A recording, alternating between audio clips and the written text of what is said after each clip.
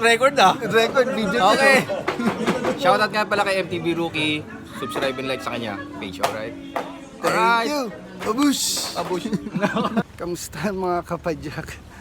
Today we are going to do an update review of my Pinewood Raptor, yung mga in-upgrade natin. Abangan! Nandito tayo ngayon sa Arca South, sa Metagig.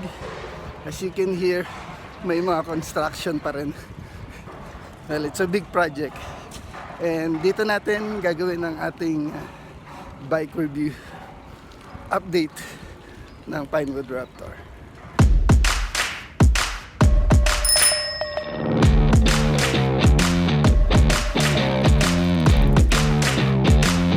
As I mentioned kanina, we're going to do a update review ng ating Pinewood Raptor. Since nabili ko tong bisikleta na tong way back October 2019, ang natira na lang sa bisikleta na to ay itong frame, seat post, yung shifter, yung 9-speed shifter natin na Altus pa rin, at saka yung hydraulic brakes na NT200 from Shimano. Well, I took some photos kanina, kaya lang hindi ko alam kung paano ko i-voice over. Siguro gawan ko na rin ng video. Let's start from the top.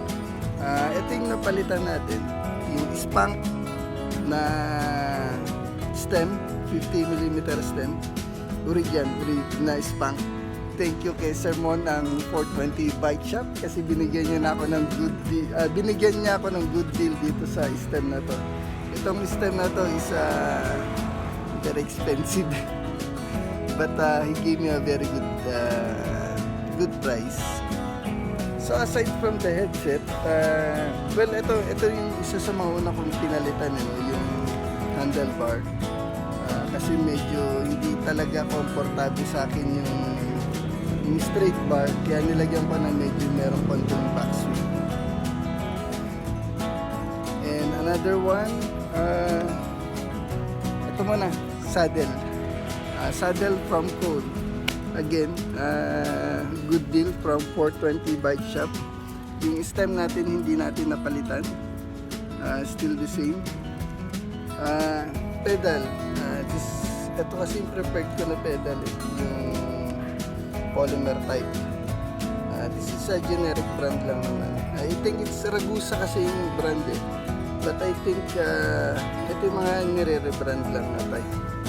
Pag naka-budget doon tayo sa race base. And then ito yung crank natin is from Sagmit Edison, Halotech 34 feet, pero baka magpalit ako ng 32 kasi medyo mahina tayo sa akyatan. And then next is the chain.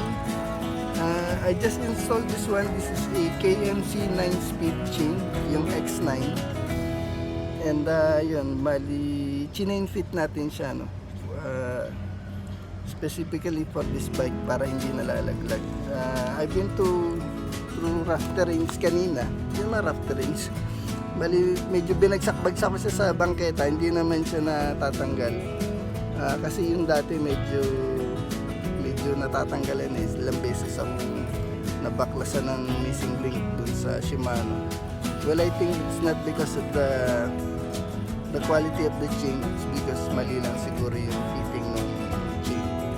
Yung proper fitting kasi ng chain, yun yung ituturo ko siguro sa next episode. And then let's go back. Ito yung yung cogs natin. It's 11 to 32. 36 I mean. Lang from Shimano. So kita ba? Hindi pala kita.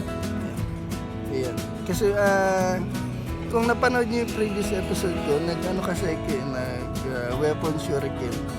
But I think it's too big, hindi ko rin naman nagagamit. Not because of the product, no, it's because of the way I ride my bike. And then next one is the Alivio. Dali lang po. Ito itong Alivio. Nagpalit na rin tayo ng Alivio. Still 9-speed. I think there's no need for me to go for 10 and 11 because hindi naman extreme rides yung ginagawa natin. So this one is good enough.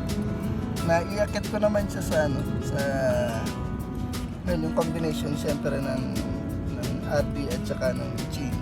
I mean ng tags and then the chain ring. Naiakit ko naman siya sa stick drive. And then next one is itong Titan na from Saturn na ring. Pang-exi siya, no? Medyo manipis talaga. So meron na siyang eyelet, yung mga eyelet niya. And then next one is the CST Jet.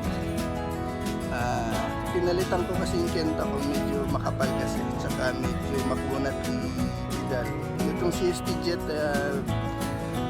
good siya for daily commute, fast rolling. Hindi ko pa siya na-try ko siya sa trail one time, sa army trail, but I don't do extreme rides naman.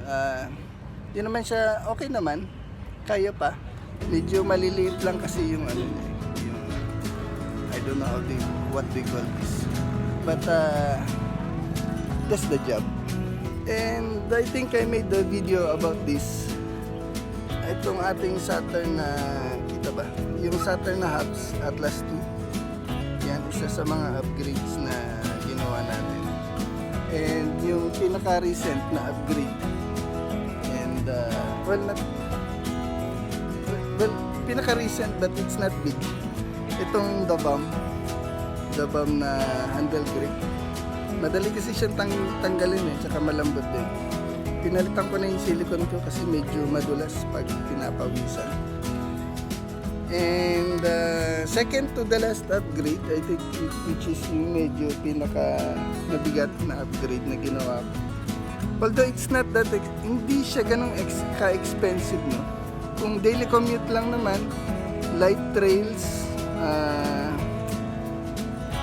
for long rides, I suggest hindi mo naman well for me, I don't think there's no need for a very expensive fork, but kung mag-upgrade ka ng fork, i-air mo na, no? Well, not only that it is a latest technology, iba talaga rin pala ang feel ng air fork. So ito yung pinaka major upgrade na ginawa natin. Itong Saturn na malikabok. Itong Saturn Dion na air fork. It's for 27.5 magnesium. 32 yung size, 32mm yung size ng kanyang stanchion. And meron siyang lockout. Siyempre, of course. Ano ba nakalagay dito? Speed lockout. Nakalagay speed lockout. Well, dun sa stock ko kasi na fork yung sa Pinewood, which is napakabigat pala nun. Pag nakasakay ako, hindi ko to ma-adjust. But this one, na-adjust ko naman. Siyempre, iba kasi pag nakasakay ka, medyo matigas talaga to eh. I don't know with other forks. But yung sa Pinewood kasi, na stock fork yung coil, pag nakasakay ako, pag nakaramdam na ng pressure siguro yung coil, hindi ko na mabuksan. Dito nabubuksan ko pa. Nabubuksan ko pa, pero iba pa rin pag hindi ka nakasakay, mas magaang. Pero pag nakasakay ka, na ito-twist ko pa, nabubuksan ko pa. So that's it mga kaibigan. I think I'll show you the pictures na lang, yung slides, yung mga pinagkukuha kong pictures. Medyo tumataas na yung araw, mainit na. At hindi pa ako nag-almasal, nagtaho lang ako eh. But nandito tayo sa Arca. Yung tore ng tore. Yung sign ng Arca. Ginagawa pa kasi dito. Yan, yung mga buildings, mga condominiums. Sana manalo ako sa loto para makabili ako ng unit.